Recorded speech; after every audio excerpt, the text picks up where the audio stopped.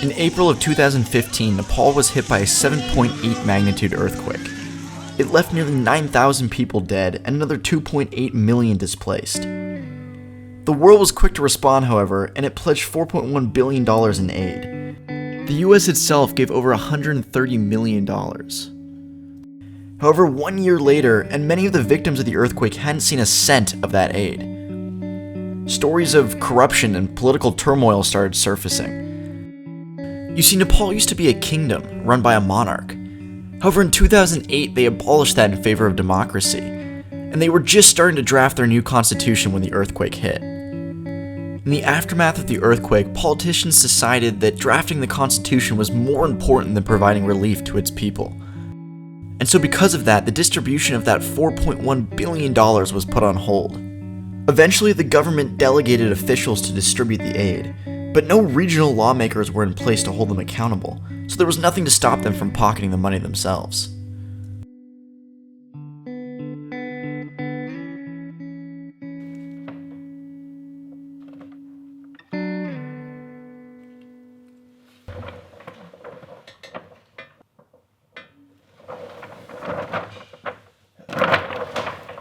My flight leaves in 1 hour. Time to go.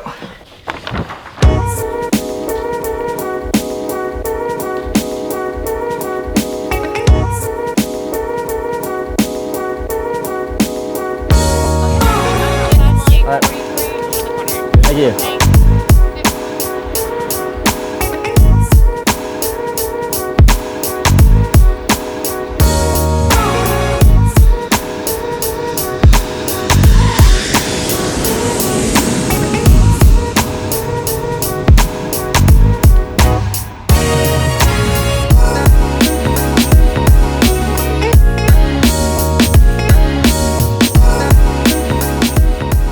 I wanted to visit Nepal 2 years after the earthquake to see if anything had changed.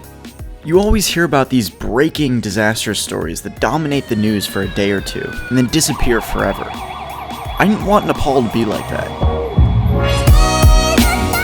I didn't really have a plan once I was there, but that's not always a bad thing.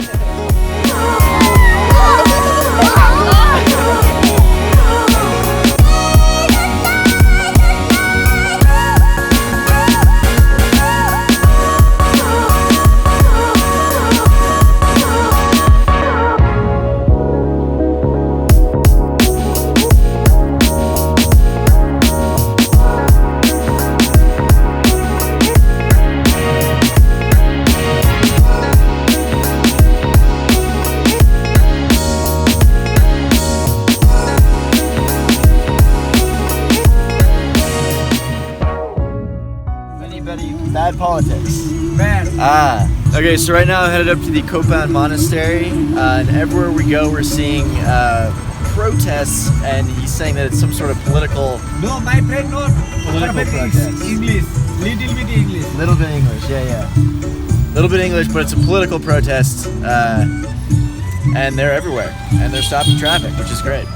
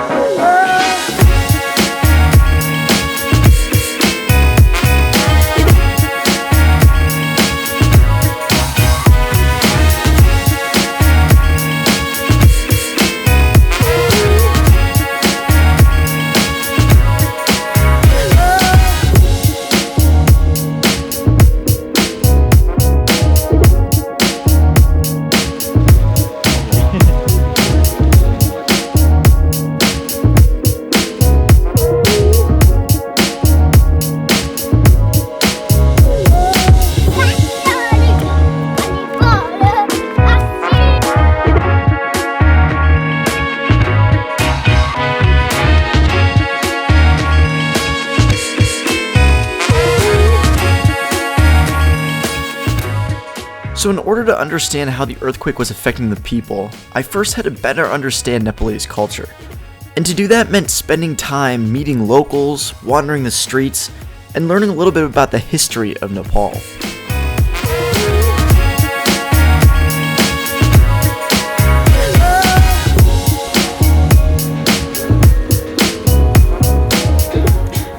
Found the motorcycle training school, which was hilarious to watch. Given how crazy they drive on the street, I just figured there was no training course, but apparently there is. The more you know. I headed over to Pass Bhutanath, which is a sacred Hindu temple and also a popular site for cremations. This guy was nice enough to give me a ride. No. Yeah, US, yeah. Yeah.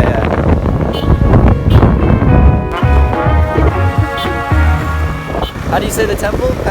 Pass? Yeah. What's the name? Pass Bhutanath? Yeah. Headed there. Mandir. Okay, alright, thank you. Dhanyawad, yeah. 3 o'clock. I like you very much. I like you too. You are very, very good person. Okay, you too. I'll see you there. Okay, alright, Dhanyawad. Yeah.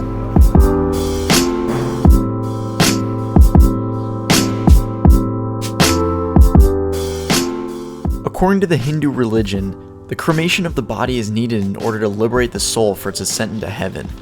Fun fact, visitors are also expected to bring fruit. For some reason.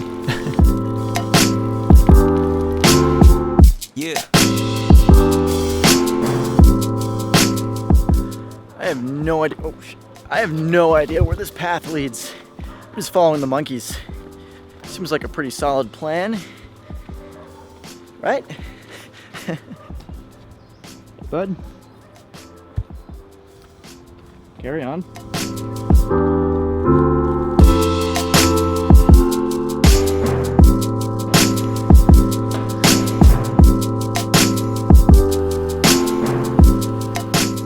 Something that's amazing about Nepal is that even though 80% of the Nepalese population is Hindu and only 9% is Buddhist, some of the world's greatest Buddhist stupas can be found there.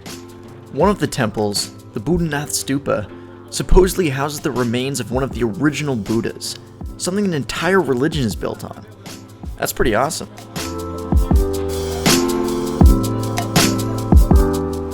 What I discovered were some of the toughest and most resilient people I'd ever met. There seemed to be a general sense of acceptance that they may never receive government compensation. And yet I saw communities fixing roads themselves, building new houses, and just helping each other out. In general, the Nepalese felt stronger than ever, despite all that had happened.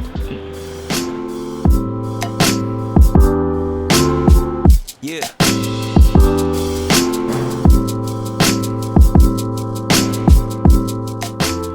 Quick update from Nepal. It's now the 7th day in Kathmandu. I'm actually leaving today. I just wanted to let you guys know, if you notice, I'm actually wearing the exact same clothes as when I started the trip. And that's because my suitcase has actually been lost this entire time by Air India. They actually just now found it, but all 7 days that I was in Kathmandu and all that time that you guys saw me going through the city, I actually only had these clothes that I had on and my backpack and this camera.